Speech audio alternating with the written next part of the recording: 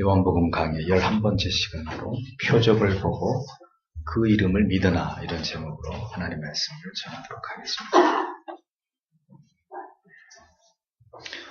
하나님의 성전에 대한 거룩한 집착과 하나님의 집을 더럽힌 자들에 대한 예수 그리스도의 분노를 보면서 우리는 왜 주께서 그토록 성전에 집착하셨는지를 깊이 생각하게 됩니다. 그리스도께서 메시아로 공생애를 시작하시면서 사람들에게 복음을 전하는 것보다 그분에게 있어서 더 위대한 사명과 가치는 바로 하나님의 거룩하심을 지키는 것이었고, 이는 곧 하나님의 집인 성전의 거룩성을 지키는 일이었음을 우리는 성경을 통해서 깨닫게 됩니다. 유대인들의 율법주의에 찌든 형식적인 그들의 신앙이 얼마나 심각하게 하나님을 모독하고 불경스러운 죄를 자행하고 있었는지는 바로 성전에서 벌어지고 있는 일들을 통해서 단적으로 드러나고 있는 것을 통해서 우리가 알 수 있는 것이고, 주께서는 이러한 그들의 빗나간 신앙을 개혁하고 그리고 올바른 복음을 통해서 영혼들을 구원하시기 위해서 이 땅 가운데 오셨다는 사실을 바로 이 성전 개혁 사건을 통해서 선명하게 드러내고 계신 것을 우리가 볼 수 있는 것이죠. 하나님을 바로 알지 못할 때, 올바른 신앙으로 하나님을 경외하지 않을 때, 그렇게 타락한 교회와 성도는 하나님을 기쁘시게 하기는커녕 그렇게 존재하는 그 자체만으로 하나님의 영광을 가리우는 흉물스러운 그런 존재가 될 수밖에 없다는 것을 우리는 절대로 잊지 말아야 할 것입니다. 성경을 잘 보십시오. 언제든 하나님의 마음을 아프시게 한 존재들은 누구였습니까? 하나님을 모르는 이방 민족들이었습니까? 그렇지 않습니다. 한결같이 하나님의 마음을 아프시게 했던 존재들은 하나님의 택한 백성인 이스라엘 백성들이었습니다. 그렇듯이 이 시대에도 하나님의 마음에 고스란히 아픔이 되는 존재들은 하나님의 뜻을 따르지 않고 살아가는 무신론자들이 아닙니다. 하나님의 마음에 아픔이 되고 있는 자들은 성경의 진리를 왜곡하고 하나님의 말씀을 떠나간 성도와 교회들이 하나님의 마음의 아픔이신 겁니다. 하나님의 마음을 견디기 힘들 만큼 분노하게 만드는 자들이 되는 것입니다. 신약시대 이후에 더 이상 우리에게 성전은 존재하지 않습니다. 예수 그리스도를 모신 우리의 영혼과 마음이 곧 성전일 뿐이죠.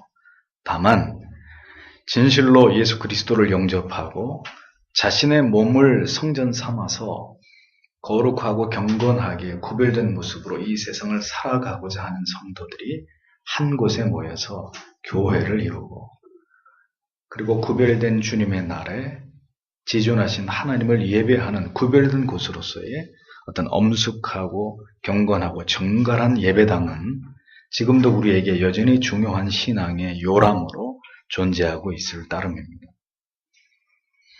성전의 더럽혀짐에 대해서 분노하시고 상을 엎으시고 짐승과 상인들을 내어 쫓으신 주님을 보면서 오늘 우리에게 필요한 중요한 묵상은 무엇이겠습니까? 그것은 우리의 마음이 하나님께서 거하시는 성전이라면 우리의 영혼과 마음은 주께서 보실 때 과연 세상의 악하고 추한 죄로 또 자기중심적인 어떤 신앙의 편의주의와 합리주의에 젖어서 오늘 우리의 마음이 주님의 성전이라고 자인하는 우리의 마음이 영원히 더럽혀져 있지는 않은지를 우리는 이 말씀을 대하면서 진지하게 돌아보아야 되는 것입니다. 세상과 타협하면서 이기적이고 육체의 소욕을 따라서 살아가는 삶에 몰입되어서 그리스도의 몸인 성전으로서의 자기 정체성을 잃어버린 채로 그렇게 정처 없이 살아가고 있는 삶을 오늘 내가 살아가고 있는 것은 아닌지를 냉철하게 살펴보아야 된다는 겁니다.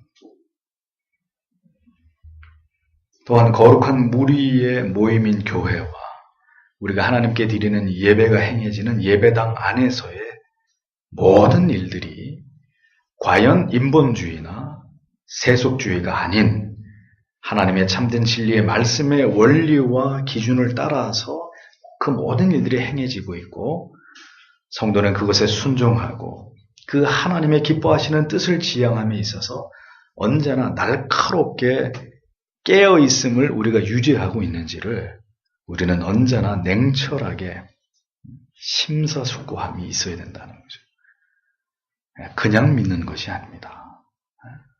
그냥 교회를 다니는 것이 아니라 언제나 이렇게 하나님의 말씀을 통해 감독을 받고 하나님의 말씀을 통해 교정을 받고 하나님의 말씀을 통해서 옳고 그름에 대한 분명한 기준을 가지고 그것을 따라 살아가는 삶이 성도의 삶이 되어야 된다는 것입니다.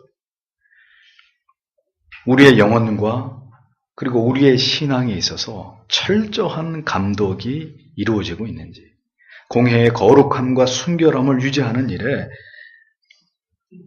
교회가 깨어있어 올바른 권징과 치리를 행하면서 그 교회의 거룩함과 순수성을 지켜나가고 있는지, 이런 일들을 살피고 이런 일들을 중요하게 여기는 것은 주님의 몸된 교회와 성도에게 있어서 중요한 일이 아닐 수 없는 것입니다.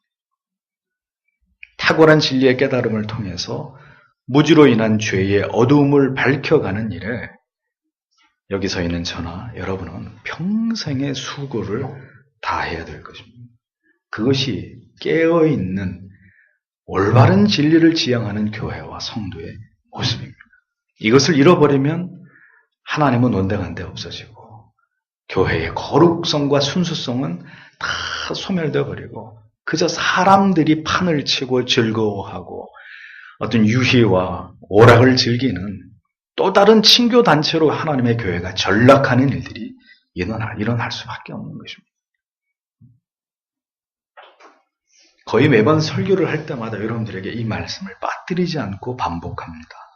교회를 다니는 것만이 중요한 게 아니라 하나님께서 무엇을 원하시는지를 알고 그 하나님의 뜻을 올바르게 깨닫고 믿고 행하는 것이 진실로 중요한 신앙의 가치라는 것을 절대로 잊으시면 안 된다고 거듭 말씀드립니다. 하나님의 말씀을 나의 삶의 기준으로 끌어내리려고 해서는 안 되고 나의 삶을 하나님께서 말씀하고 있는 기준으로 끌어올리기 위해서 노력하는 그런 신앙이 되어야 되는 것입니다. 신앙은 진리의 도에 대한 그 진리의 도가 기준이 되는 우리의 삶에 날마다 나타나야 되는 끊임없는 자기 부인의 연속입니다. 이는 그 진리를 올바르게 깨달음을 전제로 하는 것이고 올바른 깨달음이 없이는 결코 올바르게 하나님을 신앙할 수 없는 일이 되는 것입니다. 말씀이 육신이 되어서 오셨다고 했습니다. 결코 깨달을 수도 없고 이해할 수도 없었던 그 하나님의 말씀이 육신이 되어서 사람들이 알아들을 수 있는 언어로 읽을 수 있는 활자가 되어서 우리 가운데 오셨습니다. 우리는 그 말씀 속에서 분명히 하나님과 하나님의 뜻을 배우고 깨닫고 이해할 수 있습니다.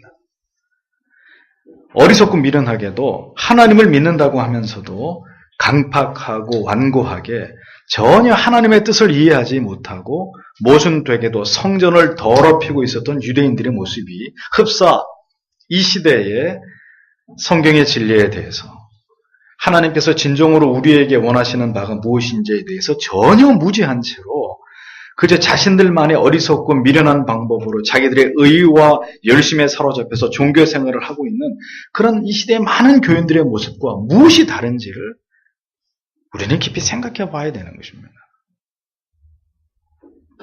이 시대의 진리에서 빗나간 교회들을 바라볼 때마다 그렇게 교회와 성도들의 영적인 교정을 위해서 피를 토하듯 외쳤던 그 사도들의 심정이 무엇이었는지를 절절히 느낄 수 있습니다. 그 시대와 이 시대가 결코 다르지 않다고 저는 그렇게 믿습니다. 결국 들을 귀가 있는 자만이 진리의 귀를 기울일 뿐입니다. 그리고 그 진리를 쫓아 살아가기 위해서 모든 노력을 다하는 삶을 살아갈 뿐이라는 겁니다.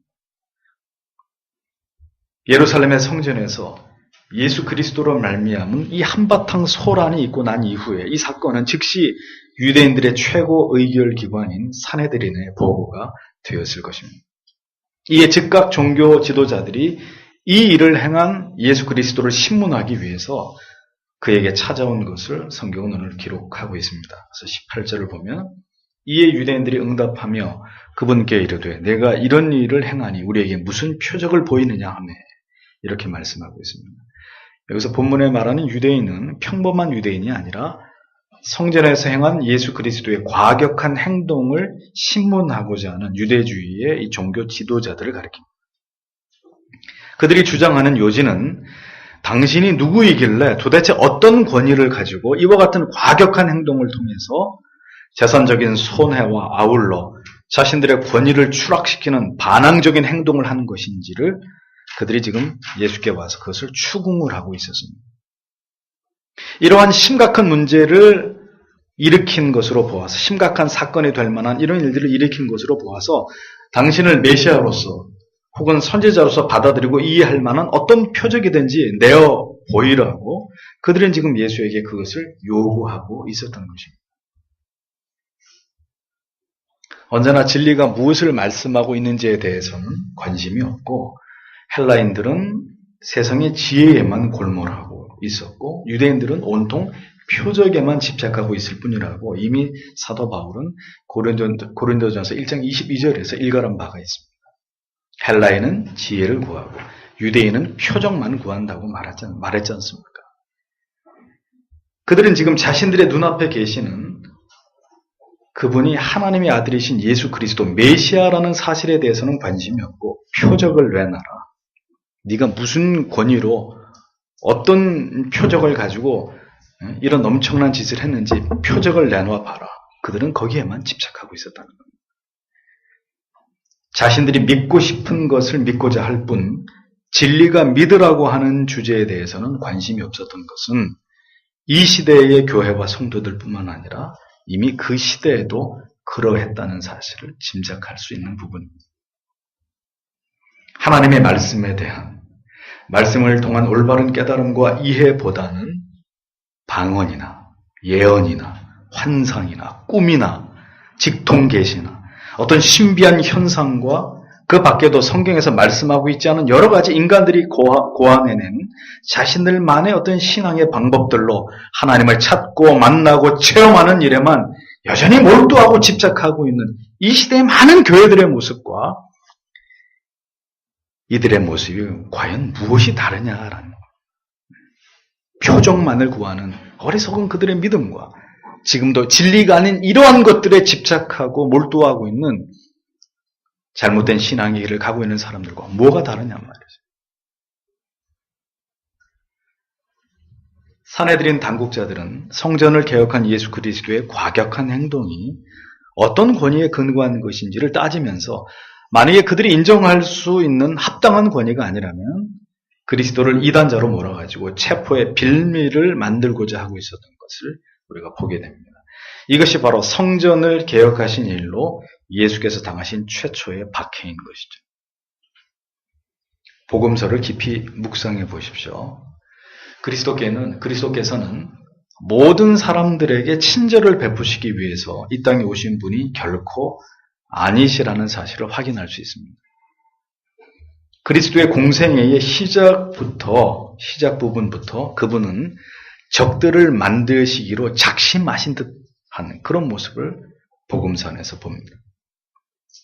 유대주의자들이 어떻게 대응하며 나올지에 관해서 전혀 고려하지 않으시면서 주께서는 오직 진리에 근거해서만 판단하시고 자신의 의지에 따라 추호도 망설임이 없이 행동하시는 그런 대범함을 그의 공생애의 시작에서부터 드러내고 계셨습니다.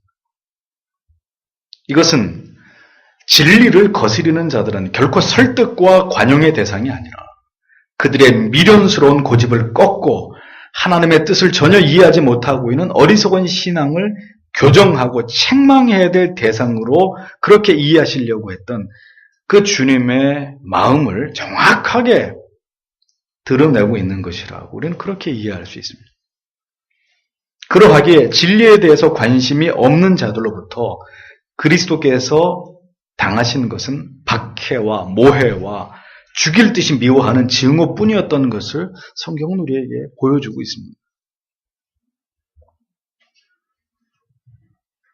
진리를 선포하고 올바른 성경적인 기준으로 우리의 신앙을 개혁하는 일은 이처럼 공공의 다수에게 타도의 대상이 되는 일이에요. 기존의 모든 가치를 부정하고 새로운 질서를 부여하고 새로운 권위와 질서를 이식하는 일은 그래서 수많은 적들을 만드는 일이고 모진 저항과 핍박을 각오해야 되는 일인 것을 우리는 성경 속에 예수 그리스도의 모습을 통해서 배우게 되는 것입니다. 사람들은 저에게 왜 좀 더 지혜롭게 목회를 하지 못했느냐고 말합니다. 왜 조금 더 부드럽고 다소 완곡하게 돌아가는 길을 택하지 않았냐고 안타까워합니다. 제 대답은 아주 단순합니다. 왜 그렇게 하지 않았느냐 하면 성경의 진리가 그 외에 다른 길을 제게 전혀 보여주지 않기 때문입니다. 우리는 개혁교회, 리폼드 철치라는 말을 부끄러워하거나 다소 이러한 표현이 과격하다고 절대로 생각하지 말아야 됩니다. 왜냐하면 예수 그리스도의 사역의 방향이 그분의 목회의 초점이 언제나 개혁이었기 때문입니다. 유대주의의 잘못된 전통과 인간의 미련하고 어리석은 고집에 의한 율법주의를 개혁하시기 위해서 주님께서는 그분의 생애 가운데 모든 노력을 다 쏟아부으셨습니다. 개혁은 언제나 그래서 개혁을 반대하는 악의 세력의 저항에 언제나 직면하게 되어 있습니다. 적을 만들지 않는 개혁은 절대로 개혁이 아닌 거죠. 그래서 역사 속에서 모든 개혁가들과 개혁교회는 세상의 격렬한 저항을 받으면서도 그 치열한 영적 전장을 결코 두려워하거나 피하지 않았던 것입니다. 비진리와 비복음과 격렬히 싸우고 비성경적이고 탈교리적인 모든 사악한 유사 기독교와 유사 신앙과 유사 복음과 유사 구원과 유사 그리스도인과 싸워야 하는 것이 우리의 사명이라면 우리는 언제나 주저하지 않고 분연히 일어나서 올바른 신앙과 신학의 개혁을 위해서 담대히 외쳐야 되는 것이 이 시대의 개혁교회의 분명한 사명이고 역할이라는 것을 우리는 절대로 잊어버리면 안 됩니다. 그것이 예수 그리스도를 쫓는 신앙인의 길입니다. 그 시대에 이미 유대주의자들이 이러한 개혁을 시작하는 예수 그리스도를 향해서 격렬히 저항하고 예수께 표적을 구했듯이 이 시대도 마찬가지입니다. 역시 진리에서 벗어난 많은 거짓된 교회와 목회자와 교인들은 우리를 경멸하면서 바른 믿음으로 회개하려는 우리에게 너에게 무슨 표적이 있느냐? 무슨 권위로 지금까지 우리가 믿어왔던 이 신앙의 모든 관행과 규범들을 제도와 절기들을 타도하려고 하느냐? 그것을 허물어 버리려고 하느냐라고 우리에게 도전해 올 것입니다. 너희는 무엇이길래 한국교회 대부분이 지지하고 인정하는 WCC를 반대하느냐? 너희들은 어떤 권위를 가지고 너희들이 주장하는 것이 옳다고 얘기하느냐? 하고 우리에게 물어오지 않습니까?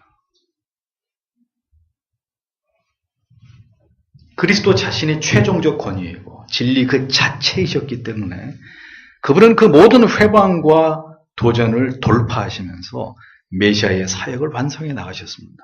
그렇다면 우리도 우리의 모든 신앙의 최종적 권위는 우리가 내세울 수 있는 표적은 뭡니까? 오직 성경과 교리와 유구한 교회사 속에서의 올바른 개혁의 전통뿐이라는 것을 믿고 성경에 말씀하고 있는 그 진리의 원칙과 기준을 근거로 해서 우리도 역시 주님처럼 이 시대의 진리의 전쟁을 불사해 나아가는 그런 성도와 교회가 되어야 한다는 것입니다. 이미 그런 시대가 되어버렸습니다. 자이든 타이든 우리는 이미 이제 진리 전장의 한복판으로 들어와 버렸습니다. 진리의 편에 서서 이제는 주님이 우리의 생명을 취하시는 그날까지 이 거룩한 전쟁을 감당해야 될 수밖에 없는 저와 여러분들이 되어버렸단 말이에요. 놀라운 사실은 예수께서 성전을 개혁하시는 거룩하고 과격한 그 어떤 액션을 취하실 때, 그의 분노를, 거룩한 분노를 드러내실 때, 아무도 예수 그리스도를 강제로 만류하거나 그를 성전 밖으로 끌어내는 자가 없었다는 것입니다. 그들은 지금 하나님의 뜻을 집행하고 계신 하나님의 아들의 모습에 압도되어 버렸고 완전히 주눅이 들어버렸습니다. 생각해 보십시오. 예수는 지금 혼자고, 예수께서는 혼자이시고 그 성전 안에는 악을 행하는 다수의 사람들이 있었습니다. 얼마든지 물리적으로 예수께 제재를 가하거나 위해를 가할 수 있는 그런 상황이었습니다. 그러나 누구도 나서서 메시아가 행하시는 이 거룩한 개혁을 가로막는 자가 없었다는 얘기죠. 개혁은 많은 적을 만드는 길이지만 결코 패배하지 않는 길이라는 것을 기억하십시오. 우리가 성경의 진리를 믿고 행하고 그 길로 나아갈 때 반드시 저항에 부딪히고 어려움을 당하게 되겠지만 우리는 절대로 패하지 않습니다. 그 진리의 권위와 위험 앞에서 모든 진리에서 벗어난 자들은 결국 뒤로 물러나게 되어 있는 것이고 그 진리 앞에 두려워 떨게 되어 있는 것입니다. 그러므로 성도 여러분, 강하고 담대하셔야 됩니다. 우리가 바른 진리를 외치고 진정으로 하나님께서 원하시는 참된 신앙이 무엇인지, 성경이 무엇을 말씀하고 있는지를 외칠 때 결코 두려워하거나 염려하지 말고 담대하게 우리가 믿는 진리의 검을 들고 그들의 심장에 그 검을 꽂을 수 있는 그런 거룩한 전사들이 되어야 된다는 겁니다. 진리를 수호하는 자들의 최종적 권위는 바로 성경의 진리 그 자체입니다. 성경이 말씀하는 바, 그것이 바로 우리가 의지하는 최종적인 권위이고 성경의 모든 말씀이 바로 표적이죠. 다른 무엇이 필요합니까? 표적을 구하는 그들에게, 개혁을 주도한 그 권위의 출처를 묻는 그들에게 메시아는 다음과 같이 대답을 하십니다. 19절에 예수께서 그들에게 대답하여 이르시되 이 성전을 헐라 사흘 만에 내가 그것을 이렇게 세우리라, 이렇게 말씀하셨습니다. 자, 표적을 보여주셨나요? 보여주시지 않았습니다. 예수께서는 표적을 보여주시기를 거절하시면서 이해할 수 없는 어떤 풍요적인 표현으로 그들의 질문에 답변을 하고 계십니다. 그렇게 하신 이유는 그들에게 진실을 얘기해 줄 필요를 느끼지 못하셨기 때문입니다.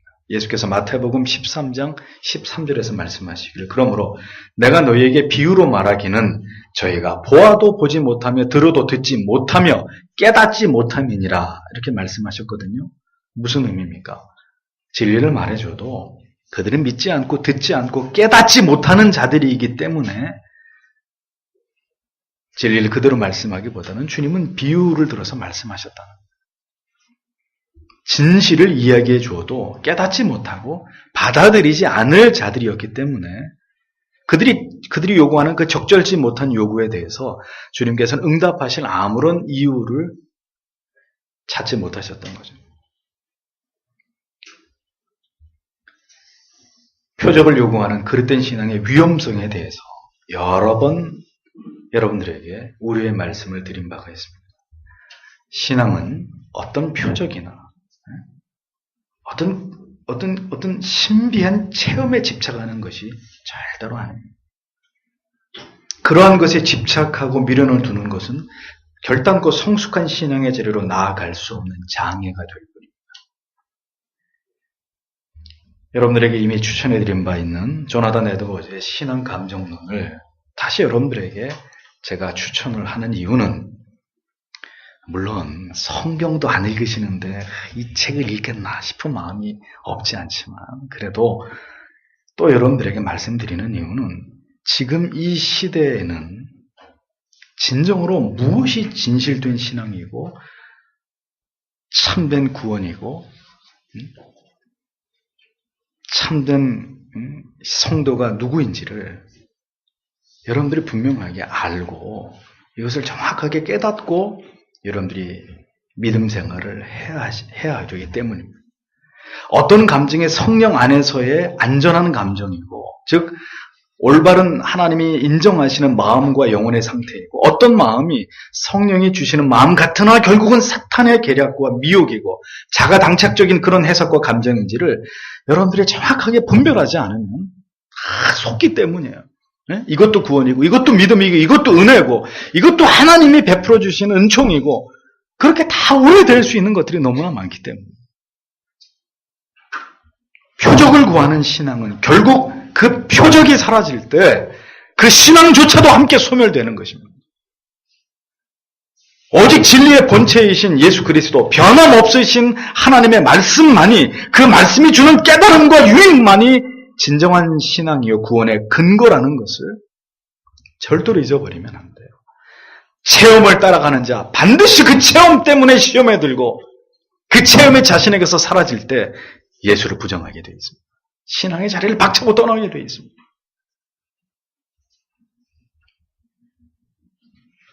그들이 인정할 만한 어떤 표적과 권위를 보여주는 대신 예수께서는 자신의 죽음과 부활을 풍요적으로 암시하는 말씀만을 그들에게 전하셨습니다. 그 내용이 뭡니까? 이 성전을 헐라 내가 사흘 동안에 다시 일으키리라.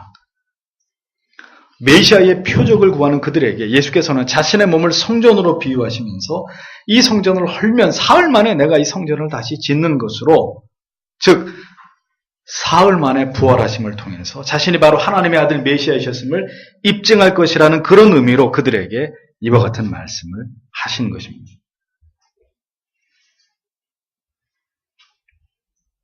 앞에서 말씀드린 대로 진리를 말해줘도 듣지 못할 자들에게는 진리는 도무지 이해할 수 없고 난해하고 무가치한 그런 것이 될 뿐입니다. 보십시오. 예수께서는 자신의 죽으심과 부활이 바로 메시아의 표적이고 권위가 될 것임을 성전을 비유해서 말씀하셨지만 그들은 지금 예수님이 하시는 말씀을 전혀 이해하지 못하고 지금 그들의 눈앞에 있는 성전을 가리키는 말씀으로만 여기면서 엉뚱한 대답을 하고 있는 것을 볼 수 있습니다. 예수께서 말씀하시는 성전이 바로 그들 앞에 있는 하나님의 아들 메시아이신 예수 자신임을 알지 못하고 그들은 지금 예루살렘에 우뚝 서 있는 헤롯에 의해서 건축되어지고 있는 성전 건물로 오해를 하고 있는 것을 보게 됩니다. 당시의 성전은 이스라엘의 세 번째 성전으로 헤롯에 의해서 지어지고 있었던 성전이었습니다. 이스라엘의 첫 번째 성전은 누가 지었습니까? 솔로몬이 지었습니다. 두 번째는요, 바벨론 포로 귀환 이후에 스룹바벨에 의해서 지어진 두 번째 성전이고, 세 번째는 헤롯이 유대인들의 환심을 사고자 하는 목적으로 건축하고 있었던 바로 이 세 번째 성전이 그것이었습니다. BC 20년에서 10년경에 공사를 시작해서 AD 62년에서 64년경에 알비누스가 총독일 때 완공이 되는 그 성전이 바로 지금 예수님이 계셨던 그 성전이기 때문에 사실은 예수님이 이 말씀을 하시던 시기는 헤롯에 의해서 지어지고 있었던 이 성전이 46년째 건축되어지고 있었던 그런 상황이었습니다. 따라서 정확한 번역은 성전 건축이 46년에 걸쳐서 진행되어져 오고 있는데 네가 단 3일 만에 성전을 완공하겠다는 것이냐? 이게 정확한 번역이 되는 거죠. 당시 성전 공사에 동원된 인원은 18,000명 정도의 인원이었고 그 정도의 인원이 지금 46년간에 걸쳐서 공사를 진행하고 있어서도 그 공사가 완공이 되지 않고 있는 그런 시점으로 지금 예수께서 하시는 이 말씀은 누가 들어도 미치광이가 하는 말로밖에 여겨지지 않는, 이치에도 맞지 않고 아주 공허한 말로 들을 수밖에 없는 그런 내용이었다는 것. 진리의 참뜻을 알지 못하는 자들에게 이처럼 진리는 참으로 공허하고 짝이 없는, 시대의 정신에도 전혀 부합하지 못하는 고리타분한 것이 될 뿐인 거예요. 아무리 청교도와 올바른 개혁 사상과 신학을 설명해 주어도 많은 성도들은 고개를 절레절레 흔드십니다. 시편 찬송의 경건함에 대해서도 사람들은 관심이 없고 성경을 주의하고 강론하는 긴 설교에 대해서도 진리에 대해서 관심이 없는 사람들은 진절머리를 치는 거예요. 그 지루함을 참지 못하는 거예요. 볼거리, 들을 거리로 가득한 예배. 그야말로 버라이어티한 쇼를 방불하는 그런 예배 속에서 사람들의 오감을 자극하고 감성을 이끌어내는 귀가 솔깃한 메시지에만 이 시대의 사람들은 반응할 뿐입니다. 진리는 그 진리를 듣는 순간에 다 이해되고 알아들을 수 없는 것입니다. 진리는 매 순간 우리에게 감동을 불러일으키는 그런 것이 아닙니다.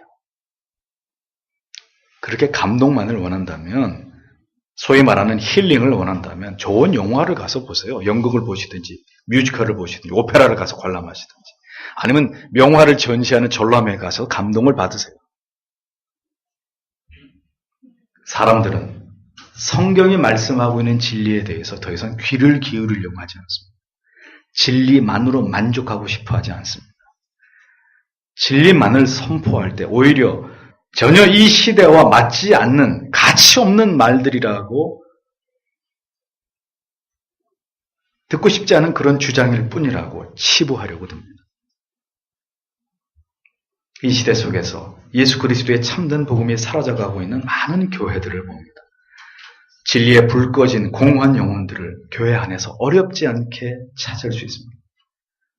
진리의 본체이신 그리스도께서 자신의 대속적인 죽으심과 부활을 말씀하고 있어도 이것을 깨닫지 못하고 이해하지 못하고 예수님의 말씀을 잠꼬대처럼 듣고 있는 그런 사람들, 그 시대의 유대주의자들 뿐이었겠습니까?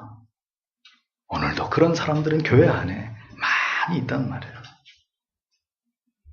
성경을 성경대로 깨닫지 못하는 믿음, 진리의 그 깊은 의미를 전혀 이해하지 못한 채로 그저 자기 의와 자기 열심에 도취된 맹목적인 열정주의의 신앙, 열정적인 찬양과 열정적인 헌신과 열정적인 충성과 봉사와 기도는 있어도 하나님에 대해서 알지 못하는, 진리 그 자체에 대해서 여전히 무지하고 천박한 이런 성도들이, 이런 교인들이 지금도 교회 안에 적지 않단 말입니다. 단언하건대 그 모두가 다 올바른 믿음도 아니고 참된 구원도 아니라는 것을 결코 잊지 않으셔야 합니다. 진리에 대해서 무지한 자들, 그러면서도 진리에 대해서 알고 있다고 생각하는 자들, 메시아에 대해서 무지한 자들과 예수님의 생각이 얼마나 큰 차이를 두고 있었는지를 다음에 나오는 성경 구절이 우리에게 잘 보여줍니다. 21절에. 그러나 그분께서는 성전인 자기 몸을 가리켜 말씀하셨더라. 이렇게 기록하고 있습니다. 자신을 가리켜 말씀하고 있는데도 전혀 그것을 이해하지 못하고 있는 유대주의 종교 지도자들의 모습이 성경을 대하면서도 성경이 무엇을 말씀하고 있는지를 전혀 알지 못하는 이 시대의 어리석은 교인들의 모습과 흡사하다는 거예요. 하나님은 그 둘을 똑같이 여기십니다. 내가 믿고 싶은 것을 믿는 것이 아니라 성경이 말씀하고 있는 올바른 진리를 믿는 것이 신앙입니다.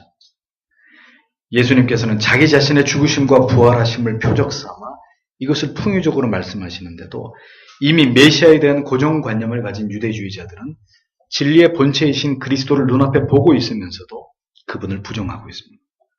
그분이 하는 말씀을 전혀 이해하지 못하고 있습니다. 항상 말씀드리는 바와 같이 그릇된 신앙의 위험성이 바로 여기에 있는 것입니다. 교회를 다니고 설교를 듣고 신앙을 가지고 있다고 생각하지만 실상은 예수 그리스도에 대해서, 복음에 대해서, 참된 구원에 대해서, 올바른 신앙에 대해서, 성화에 대해서, 하나님의 말씀에 대해서 전혀 이해하지 못하고 있는 그릇된 신앙을 가진 그런 사람들. 엄밀하게 말하면 성경은 그들을 성도라고 말하지 않는단 말이에요.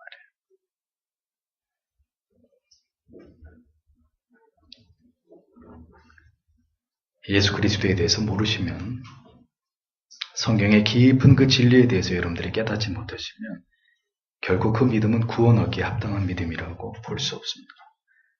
오랜 시간 율법 안에 머물렀어도 결국 구원에 이를 수 없었던 유대주의자들처럼 오랜 시간 교회 안에 머물렀어도 바른 진리를 깨닫지 못하고 바른 믿음을 얻지 못해서 구원의 자리에 이르지 못하는 자들이 분명히 있단 말이에요. 주께서 어떻게 말씀하셨는지에만 귀를 기울여야 됩니다. 성경이 뭐라고 말씀하고 있는지에 대해서만 알려고 하셔야 됩니다. 다른 말은 들을 필요도 없고 들을 가치도 없는 거예요. 22절을 보니까 그러므로 그분께서 죽은 자들로부터 일어나신 뒤에 그분의 제자들이 그분께서 자기들에게 이것을 말씀하셨음을 기억하고 성경 기록과 예수께서 하신 말씀을 믿었더라 이렇게 적고 있습니다. 자, 주님께서 하시는 말씀을 온전히 이해하지 못한 것은 당시 예수 그리스도에게 표적을 구하던 유대주의 종교 지도자들만이 아니었습니다. 그 옆에서 예수님이 하시는 말씀을 듣고 있었던 예수를 쫓던 제자들도 예수님이 지금 무슨 말씀을 하시는지를 이해하지 못하고 있었다는 거예요. 아니, 성전을 헐라고? 사흘 만에 다시 짓는다고? 지금 예수님이 무슨 말씀을 하시는 거야? 역시 그를 쫓던 제자들도 그 무슨 의미인지 전혀 이해하지 못하고 있었다는 거죠. 그들은 이후에 예수께서 십자가에 달려 죽으시고 정말 그가 예언하신 대로 사흘 만에 부활하시는 사건을 실제로 경험하면서 비로소 예수께서 성전을 헐라 내가 사흘 만에 다시 일으키리라 하신 말씀이 어떤 의미인지를 그때서야 그것을 기억하게 됐고 그 말씀의 의미를 깨닫게 됐고 예수를 더 깊이 신뢰하게 됐다고 성경은 말씀하고 있습니다. 요한복음 14장 25절 26절에서 주께서는 이렇게 말씀하셨습니다. 내가 아직 너희와 함께 있어서 이 말을 너희에게 하였거니와 보혜사 곧 아버지께서 내 이름으로 보내실 성령 그가 너희에게 모든 것을 가르치시고 내가 너희에게 말한 모든 것을 생각나게 하시리라. 성령 하나님이 와야 내가 살았을 때 너희에게 한 많은 말들의 그 의미가 뭔지를 생각나게 되고 깨닫게 될 것이다. 주님은 그렇게 말씀하셨습니다. 그러면 왜 주님께서 살아계실 때 제자들이 모두 알아들을 수 있도록 말씀하시지 않고 후에 성령을 통해서 깨닫게 하시고 기억나게 하신 것일까요? 생각나게 하신 것일까요? 그것이 우리에게 유익하기 때문입니다. 가장 필요한 순간에 기억나고 깨달아지고 생각나게 하심으로 우리의 믿음이 더욱 굳건하여지게 되기를 주께서는 원하셨기 때문이죠. 그래서 때로는 진리를 다 깨닫지 못할 수도 있고 혹은 깨닫지 못하도록 하나님께서 숨겨놓으신 것도 있을 수 있다는 것입니다. 그래서 되도록 어려서부터 줄곧 계속해서 들은 말씀이지만 어느 날 그 말씀이 전혀 새롭게 마음에 깊이 와 닿음으로 인해서 회심하게 되는 그런 사람들이 교회 안에 있다는 말이에요. 어렸을 때부터 열심히 들은 말씀이고 공부한 교리인데 그때는 그게 무슨 말인지 이해되지 않고 그게 너무 싫고 짜증나고 재미없고 어떻게 하면 도망칠까 이 궁리만 하던 철없던 어린아이들이 계속 교회 안에서 하나님의 말씀을 들으면서 자라가던 어느 날 그 말씀이 기억나는 거예요. 그 배운 교리가 깨달아지는 거예요. 그래서 회심하게 되는 이런 놀라운 역사가 일어난단 말이에요. 그 진리의 말씀을 통해서 하나님의 은혜가 부어질 때 생애적인 하나님을 경험하게 되는 일들이 일어나게 되는 거예요.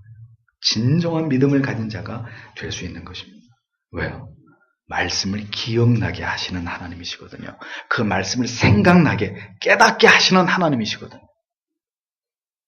그리고 마침내 그 말씀이 믿어지도록 만드시는 하나님이시거든요. 그래서 어려서부터 이해하기 어렵고 딱딱한 그런 교리적인 지식이라 할지라도 어떻게 해야 돼요? 주일학교 우리 중고등부 친구 여러분 들어야 돼요. 열심히 그 말씀을 듣고 또 들으면 그 말씀이 결국 여러분들의 영혼에 깊이 뿌리 내리고 심겨지게 되고 그 말씀이 정확하게 깨달아지는 날이 임하게 되어 있는 것입니다. 다시 말씀드리지만 우리가 듣는 모든 진리가 다 현재에 깨달아지고 이해되어지는 것은 절대로 아닙니다. 표적을 행함이 오히려 우리에게 독이 되고 해가 된다고 판단하실 때 주께서는 표적이나 기적을 행하지 않고 오히려 그것들을 다 숨기셨잖아요. 더 빠른 방법이 있는데도 주님은 그렇게 하지 않았습니다. 왜요? 올바른 믿음을 갖게 하는 방법이 아니기 때문에. 우리에게는 보다 확실한 어떤 증거나 표적이나 어떤 사인이 우리의 신앙에 도움이 될 것 같지만 사실은 그런 체험이나 증거가 오히려 신앙에 독이 될 수 있고 나아가서 이런 어떤 지극한 사적인 어떤 신비한 체험에 자꾸 몰입하다가 보면 결국 사탄이 주는 체험에 미혹되는 일들이 일어날 수도 있기 때문인 겁니다. 그렇기 때문에 올바르고 건강한 신앙은 오늘 이 얘기를 계속 반복합니다만 어떤 체험이나 현상에 의존해서는 안 되고 언제나 진리를 깨닫게 하시고 기억나게 하시고 이를 통해서 우리의 믿음을 굳게 하시는 성령께 의존해야 되는 거예요. 하나님의 말씀에 의존해야 되는 것입니다. 표적을 의지하는 신앙이 왜 잘못되었는지를 우리는 다음에 기록된 말씀 속에서 깨닫게 됩니다. 23절을 보십시오. 이에 6월절에 되어 그분께서 명절에 예루살렘에 계시며 많은 사람들이 그분께서 행하신 기적들을 보고 그분의 이름을 믿었으나 이렇게 기록되어 있습니다. 보세요. 성전에서 유대교 지도자들이 표적을 구할 때는 아무런 표적도 보이시지 않으셨던 주께서 이후 6월절 절기 동안에는 예루살렘에 계시면서 여러 표적을 행하셨다고 성경은 말씀합니다. 공관복음에 기록된 여러 기적이나 표적 이외에도 요한복음의 내용을 통해서 볼 때 주께서는 공생의 초기에서부터 많은 표적을 행하셨다는 것을 알 수 있습니다. 그럼 왜 주님은 이때 표적을 행하신 것일까요? 이스라엘의 최대 절기인 유월절을 지키기 위해서 당시 예루살렘에 많은 수십만의 인파가 몰려왔단 말이에요. 예수께서는 그의 공생의 시작 부분에서 자신이 하나님의 아들이시고 메시아 되심을 되도록 많은 자들에게 전파하고자 했습니다.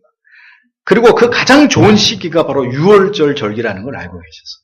따라서 주님은 그 유월절 절기에 예루살렘에 올라온 수십만의 인파들 가운데서 계속해서 표적을 행하신 것입니다. 그런데 중요한 것은 이러한 표적을 통해서 예수를 믿게 된 자들의 믿음에 대해서 예수께서 인정하셨느냐 하는 것입니다. 인정하셨나요? 인정하지 않으셨습니다. 24절, 25절. 예수께서는 자신을 그들에게 맡기지 아니하셨으니 이는 그분께서 모든 사람을 아셨기 때문이요. 또 사람에 대하여 누구의 증언도 받을 필요가 없으셨으니 이는 그분께서 사람 속에 있던 것을 아셨기 때문이다. 이렇게 적고 있습니다. 예수께서 누구이신지 전혀 알지 못하는 자들로 지금 예루살렘은 분주했습니다. 그들 중에는 유대인도 있고 이방인들도 섞여 있었을 터인데 예수께서는 그들 앞에서 표적을 행하시는 것으로 자신을 드러내심으로 속히 복음이 유대인과 이방인들에게 퍼져나가도록 하신 것을 봅니다. 그래서 그들은 예수께서 행하시는 그 표적을 통해서 그를 메시아로 받아들이기 시작했습니다. 그러나 여기서 우리가 중요하게 생각해 봐야 될 부분은 그들이 왜 예수를 믿었느냐 하는 부분입니다. 신앙의 동기가 어디에 있었느냐 하는 것이죠. 많은 사람들이, 잘 보세요, 성경에 많은 사람들이 그 행하시는 표적을 보고 그 이름을 믿었으나 이렇게 되어 있습니다. 뭘 보고 믿었다는 거예요? 예수님이 행하시는 여러 기적적인 표적을 보고 그 이름을 믿었을 뿐이었다라는 겁니다. 그 이름을 믿었으나 라고 성경은 이야기합니다. 문제는 그렇게 표적을 보고 예수를 믿은 자들의 믿음을 주께서 인정하지 않으셨다는 거예요. 예수께서는 요한복음 4장 48절에서 이러한 표적을 통해서만 믿음을 가지려는 자들을 향해서 책망하십니다. 뭐라 그랬죠? 예수께서 가라사대 너희는 표적과 기사를 보지 못하면 도무지 믿지 아니하리라 이렇게 말씀하셨습니다. 주님이 원하시는 믿음은 뭡니까? 보지 않고 믿는 믿음. 아무런 증거들이 눈앞에 보이지 않아도 약속의 말씀만을 견고하게 붙들고 신뢰하면서 나아가는 믿음. 하나님이 원하시는 믿음은 바로 그런 믿음입니다. 가장 어리석은 주께서 인정하시지 않는 믿음이 뭔지 아세요? 신비한 체험이나 은사나 어떤 현상에 의존하는 저급한 믿음. 출애굽의 여정에서 하나님께서 바로에게 보이신 10가지의 재앙을 비롯해서 금송아지를 숭배한 자들을 심판하시는 그 두려우신 하나님, 구름 기둥과 불 기둥으로 인도하시고 르비딤 반석에서 물을 내시면서 만나로 그들을 먹이신 그 하나님을 체험했음에도 불구하고 이스라엘은 어떻게 했습니까? 끊임없이 하나님을 원망했습니다. 보여주지 않아서? 하나님이 기적을 행하지 않아서 그랬습니까? 베세다 들녘에서 오병이어로 말미암은 그 놀라운 기적의 현장을 보았던 자들이 모두 예수를 십자가에 못 박아 죽이라고 외쳤던 폭도들로 변하지 않았습니까? 3년이나 예수의 곁을 따라다니면서 그 많은 기적과 이적을 체험하고 그것을 보았던 예수의 제자들이 예수님께서 십자가에 못 박히니까 다 도망가지 않았습니까? 뭐가 진정한 믿음이라는 거예요? 뭘 보여줘야 우리가 진정으로 예수 그리스도를 믿느냐 말입니다. 그래서 표적을 따르는 신앙은 이렇게 가변적일 수밖에 없다는 거예요. 쉽게 사그러드는 그런 믿음일 수밖에 없다는 것입니다. 조금만 나한테 어려움이 오고 고난이 와도 팩 돌아서 버리는 그런 믿음일 수밖에 없다는 거예요. 왜? 그 믿음의 뿌리는 온전한 하나님을 향한 신뢰에 뿌리 내려져 있지 않기 때문입니다. 순간의 흥분과 끓어오르는 감정과 눈물의 감동만을 은혜라고 믿는 자들의 믿음은 절대로 주께서 기뻐하시고 인정하시는 믿음이 아니라는 말이에요. 예수께서는 우리를 아시는 분입니다. 우리가 얼마나 감정적이고 얼마나 쉽게 흥분하고 얼마나 좋았다 싫었다를 쉽게 반복하는 그 사이를 얼마나 자주 왔다 갔다 하는 변덕이 죽을 끓는 그런 존재인지를 아신단 말이에요. 뼛속까지 죄로 가득한 타락한 본성을 가진 것이 우리임을 주께서 아신다고 했습니다. 뺨을 적시던 회개의 눈물이 채 마르기도 전에 세상으로 달려가서 죄를 범하고 육체의 소욕에 무릎 꿇고 마는 존재들이 우리라는 것을 하나님께서는 아신단 말이에요. 그래서 그분은 우리에게 절대로 기대하시지 않습니다. 하나님의 과도한 기대가 우리에게 있다면 우리는 그 기대에 부응하지 못하는 우리 자신 때문에 날마다 좌절하고 절망하고 스스로 회의에 빠질 것입니다. 그래서 하나님 우리에게 기대하시지 않아요. 염려하지 마세요. 기대하면 실망하게 됩니다. 하나님은 우리에게 기대하시지 않고 다만 사랑해 주실 뿐입니다. 오래 참아 주실 뿐입니다. 다시 일어나도록 이렇게 세워주실 뿐입니다. 그리고 온 마음을 다해서 진지하게 하나님을 사랑하고 하나님을 신뢰하기만을 바라실 뿐입니다. 그분은 우리에게 성탄절 이벤트를 원하지 않으시고 무슨 사순절 특별 새벽기도회나 주의 고난에 동참하겠다는 의미로 억지로 하는 금식을 우리에게 절대로 원하시는 분이 아니라 예수의 표적을 쫓아서 그리스도를 따르는 자들의 믿음을 물리치시면서 결국 그들에게 의존하지 않으셨다고 성경은 분명하게 기록하고 있습니다. 주께서 의지할 만한 믿음이 아니었기 때문이에요. 성도 여러분, 사람은 의지의 대상이 아닙니다. 타락하고 부패한 존재는 결코 신뢰의 대상이 될 수 없습니다. 죄인은 믿었다가는 결국 자식에게 후회하게 되는 거예요. 실망하게 되는 거예요. 배우자 때문에 실망하게 되는 거예요. 그렇게 믿었던 것 때문에 상심하게 되는 거예요. 사람을 믿었기 때문에.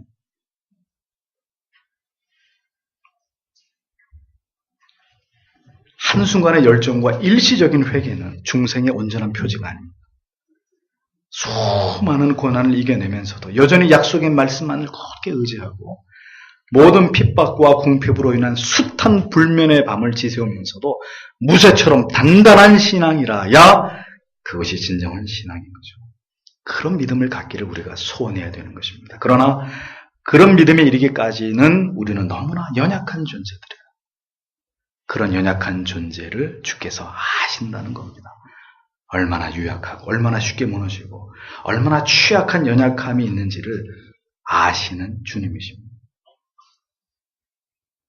다윗이 간음을 저지르고 살인을 교사할 것이라는 것도 아셨고 삼손이 여자의 유혹에 넘어질 것이라는 것도 아셨고 베드로를 비롯한 제자들이 그렇게 자신을 배신하고 뿔뿔이 흩어질 것이라는 것도 아셨지만 주님은 그들을 다 제자로 부르셨던 분이십니다. 왜요? 믿지 않으니까 그럴 수 있는 거예요. 우리에게 기대하지 않으시니까 죄인된 우리를 아시고 우리에게 의존하시는 분이 아니셨기 때문에 그냥 사랑해 주시려고 했던 분이기 때문에 가능했던 겁니다. 우리를 아시는 주님이십니다. 주님의 주님 되심에 있어서, 하나님의 하나님 되심에 있어서 인간의 어떤 증언이나 지지가 필요하지 않아요. 우리가 그렇다면 그런 거고, 우리가 아니라 그러면 아닌 거예요. 하나님은 그런 분이 아니십니다. 돌들을 들어서도 소리 높여 하나님을 찬양하게 하실 수 있는 그런 분이십니다. 감히 누가 자신을 저는 하나님의 종입니다, 이런 말을 할 수 있습니까? 자신이 하나님께로부터 특별한 계시를 받고 있는 그런 존재라고 어떤 인간이 감히 그렇게 떠벌립니까? 인간은 그 어느 부분도 신뢰할 곳이 없는 나약한 존재에 불과하다는 것을, 감사한 것은 그럴지라도 하나님이 우리를 버리시거나 포기하지 않으신다는 거죠. 참된 믿음으로 약속의 말씀만을 견고하게 신뢰하는 하나님을 향한 그 진지한 사랑으로, 그렇기 때문에 우리가 하나님을 경외하려고 하는 그런 신자가 되어야 되는 것입니다. 눈에 보이는 것에 따라서 어떤 표적과 어떤 현실적인 축복과 내게 임한 어떤 형통이나 불행에 따라서 일희일비하는 그런 가벼운 신자들이 되시면 안 되고, 어떤 상황에서도 하나님을 바라보고 하나님의 선하심을 믿고 의지하면서 잠잠히 기다릴 수 있는 요동치 않는 견고한 믿음을 가진 사람들, 하나님과 동행하는 그 믿음으로 주어진 삶을 묵묵히 살아내는 그런 하나님의 자녀들이 되어 가셔야 하는 것입니다. 잊어버리지 마세요. 두려운 대상이 아니면 신뢰할 만한 대상이 아닌 거예요. 따라서 인간은 그 누구도 신뢰의 대상이 될 수 없는 것입니다. 주께서 비록 속히 복음이 전파되게 하시기 위해서 표적을 행하심으로 사람들이 메시아에 대한 신앙을 갖기를 원하셨지만, 이런 표적을 통해서 생겨난 그들의 믿음에 대해서는 주께서는 신뢰하지 않으셨습니다. 그것은 주님을 따르는 올바른 신앙의 동기가 아니라는 것을 알고 계셨기 때문에. 그래서 주님을 쫓겠다고 많은 인파들이 나를 제자로 삼아 주십시오라고 할 때 주님이 그래, 옳구나, 고맙다 라고 말씀하지 않으시는 거예요. 내가 가려고 하는 그 길이 어떤 길인 줄 아느냐. 새도 둥지가 있고 여우도 굴이 있지만 인자는 머리 들고 쫓아온다. 그래서 예수를 쫓고자 하는 많은 자들을 다 돌려보내십니다. 왜요? 그들이 제자가 되겠다고 하는 그 동기가 주님이 원하시는 그것이 아니었기 때문입니다. 여러분, 오늘 가장 중요한 말씀이 뭐죠? 어떤 믿음으로 주님을 쫓을 것이냐 하는 겁니다. 어떤 동기를 가지고 신앙생활을 하시려고 하시는 것이냐 하는 겁니다. 어떤 표적을 봐야 주님을 따르는 그것이 믿음일까요? 응답해 주시면, 내 길에 하나님이 내 어떤 삶에 하나님이 형통한 것으로 답해 주시면은 열렬히 기도하고 열렬히 하나님 찬양하고 즐거워하는 그런 믿음이 주님이 원하시는 믿음일까요? 죄악된 인생은 절대로 하나님 보시기에 온전할 수 없습니다. 그러나 그러할지라도 우리는 바른 믿음으로 그 어떤 표적이나 증거가 없어도 기도의 응답이 속히 이루어지지 않고 기약 없는 기다림이 계속되더라도 성경의 진리 안에서 우리에게 주신 견고한 약속의 말씀만을 붙들고 의지하면서 잠잠히 기다리는 그런 믿음을 사모하는 여러분들이 되셔야 되는 것입니다. 표적을 행하셨고 그래서 많은 사람들이 주님을 믿게 되었다 할지라도 주님은 그들을 의지하거나 그들을 믿지 않으셨습니다. 그렇게 얻어진 믿음으로는 결코 끝까지 그리스도를 붙들지 못할 거라는 것을 아셨기 때문에 비로소 말씀이 생각나고 깨달아짐으로 그 말씀 때문에 더 깊이 예수를 믿게 되는 그 믿음이 진정한 온전한 믿음인지, 표적을 보여주면 떡을 던져주면 믿고 마실 것을 주면 믿고 굶게 되면 헐벗게 되면 그런 예수 믿지 않겠다고 하는 그런 믿음이 온전한 믿음인지 여러분들이 오늘의 이 말씀 속에서 판단해 보시기를 바랍니다. 그때도 지금도 무엇이 올바른 믿음인지에 대한 깨달음이 여전히 필요합니다. 그리고 우리 자신에게 물어봐야 됩니다. 나는 믿음의 표적을 보고 믿는 믿음인지, 그렇지 않으면 하나님의 말씀 깨닫게 하시는, 생각나게 하시는 말씀에 의한 흔들림이 없는 믿음을 가진 그런 사람인지, 내 믿음은 어떤 종류의 믿음이고 나는 누구인지, 어떤 믿음으로 마지막 때에 주님을 따라가야 되는지 오늘도 이 말씀을 통해서 깊이 고민해 보시는 여러분들이 되시기를 바랍니다. 기도하겠습니다.